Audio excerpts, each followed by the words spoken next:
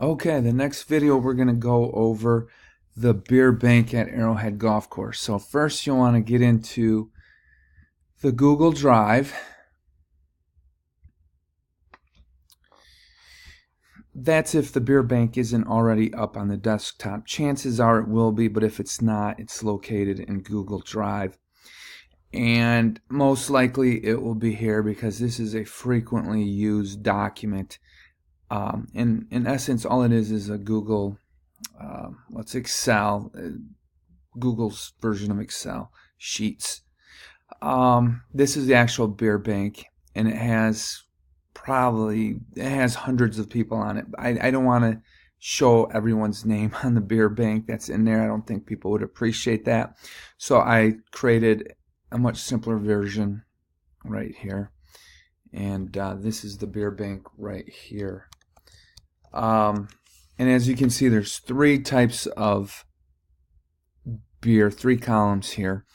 This is the person's name here, and obviously if we just go across here like a spreadsheet, Joe has 5 domestic beers in his beer bank. The reason we have the 3 different ones is because these are all different prices. We'd hate to have someone buy 6 premiums and then for some reason they just get put in the domestic because they paid for premiums. Domestic is of lesser value. So this is just a way that the customer gets the value of what they paid for. So those are the 3 types of beer there. So very simply, say Joe comes in and he says he wants 5 beers out of his bank.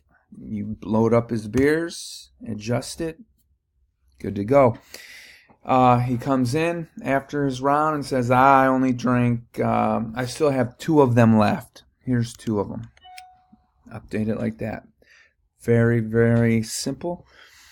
If anybody comes in who is not in the beer bank, to add someone, all you have to simply do is click on a cell, right click, insert a row, and it just goes down.